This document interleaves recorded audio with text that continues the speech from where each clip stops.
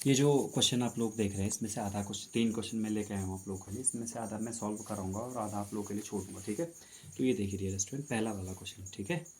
तो इसमें बोला है find whether the following pair of equation has a unique solution. इसका अगर एक यूनिक सॉल्यूशन है तो आपको क्राइटेरिया पता होना चाहिए। यूनिक सॉल्यूशन होने के लिए क्या क्राइटेरिया होता है, ठीक है। तो आप लोग तब इजीली बता पाएंगे यूनिक सॉल्यूशन। अब ये a x plus b y plus c, इसे इस फॉर्मेट में लिखना होगा। ये मैं 49 को इस तरफ लिखा ताकि यहाँ पे क्या बन पाए, ज़ीरो बन पाए।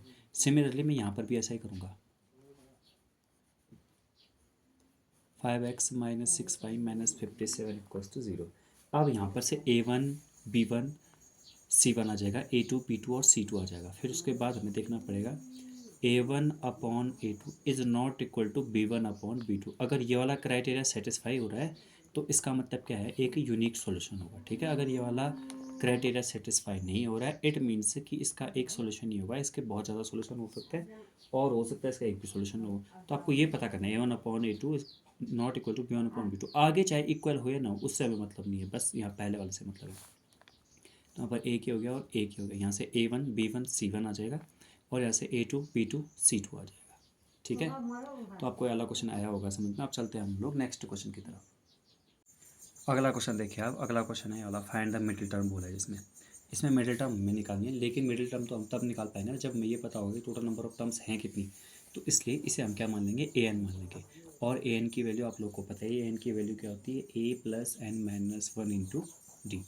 अब ये एन मैंने यहाँ पर क्यों कह रहा है, मैंने ये वाला फॉर्मूला और मेरे ऐसे दिमाग में कैसे है, जिससे अगर आप लोग के दिमाग में फर्स्ट टाइम पे आप देखेंगे तो आ तो सकता है, ऐसा कोई दिक्कत वाली बात नहीं है।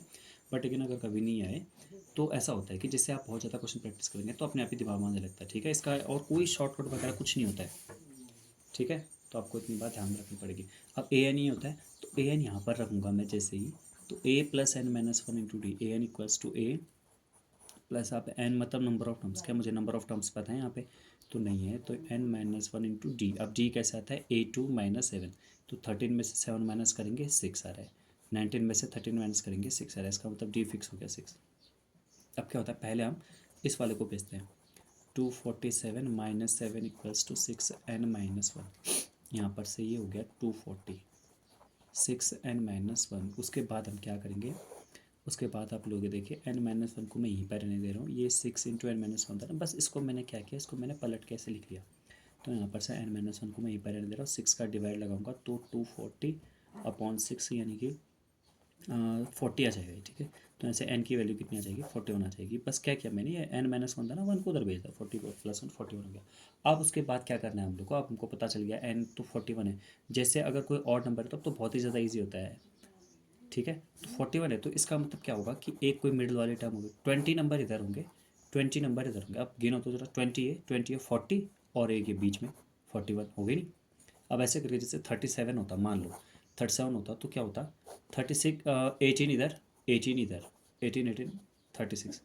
मैं क्या कर रहा हूँ ना, जितने भी ये टर्म्स है उसमें 2 का डिवाइड कर दे रहा हूँ। तो 2 का डिवाइड करने से ये आ गया 18, तो 18 इधर 18 इधर 18 18 36 और बीच में एक बचा। अब ये टर्म होगी कौन से नंबर वाली टर्म होगी, तो देखो डियर स्टूडेंट यहाँ पर तो 18 टर्म्स है ना, तो इसका मतलब ये 19 वाली टर्म होगी, तो यानी कि A19 की वैल्यू पूछिए, ठीक है। अब यहाँ पर n41 हो गया तो इसका मतलब ये हुआ कि ये जो है 20 इधर 20 इधर, तो 20 के बाद ये कौन सा वाला आएगा, 21 वाली टर्म आएगी। तो 21 वाली टर्म हमसे पूछिए, ठीक है। आई होप कि आप लोगों को समझ में आया होगा। ये इसमें मिडिल टर्म निकालते हैं, आप लोग निकाल सकते हैं। अब बढ़ते हैं हम लोग लास्ट क्वेश्चन, फाइनल क्वेश्चन की तरफ। ये देखिए ये वाला क्वेश्चन, इसमें क्या प्रोबेबिलिटी का क्वेश्चन है, एक ठीक ठाक क्वेश्चन, अच्छा क्वेश्चन है, शायद मैंने पहले भी करवा रखा होगा, ये अब रिपीट हो गया। Two coins are tossed together. यहाँ पे 2 कॉइन है और उनको टॉस किया जा रहा है एक साथ, टुगेदर मतलब एक साथ। अब जैसे एक कॉइन है, एक कॉइन में क्या आ सकता है बच्चों, या तो हेड आ सकता है तो टेल। अब दूसरे वाले कॉइन में भी तो ये आ सकता है, हेड और टेल ये आ सकते हैं। अब बोलेंगे सर हाँ इतने ही आ सकते हैं। अब जैसे हम एक को उछालेंगे पहले, वैसे क्या करें, 2 कॉइन्स आर टॉस्ड टुगेदर, दोनों कॉइन्स को हमने एक साथ उछाला, मतलब 2 कॉइन है ना, तो इन दोनों को एक ही साथ उछालेंगे तो क्या क्या आ सकता है, हो सकता है पहले वाले में हेड आए, दूसरे वाले में टेल आ जाए। अब हो सकता है पहले वाले में हेड आए, दूसरे वाले में भी हेड आए, ये कंडीशन बनी हेड के साथ। टेल के साथ ऐसा हो सकता है पहले वाले में टेल आए, दूसरे वाले में हेड आए, पहले वाले में टेल आए, दूसरे वाले में भी टेल आए। देखो इन चार कंडीशन के अलावा और कोई भी कंडीशन नहीं बन पाएगी, ठीक है। इतनी कंडीशन बनी। तो क्या बोल रहा है, find the probability of getting both heads और बोथ टेल्स, यानी कि बोथ, टोटल तो आउटकम तो 4 हुए, ठीक है, उसमें से हेड हेड यानी कि बोथ है ना, दोनों हेड, तो दोनों हेड यहाँ पर आ सकते हैं हमारे, या दोनों टेल हमारे यहाँ पर आ सकते हैं। उसके बाद आप लोग को प्रोबेबिलिटी बतानी है। फेवरेबल हो गए दोनों, और टोटल कितने हुए, 4 हुए। तो इस तरह से हमारा आंसर आ जाएगा, ठीक है।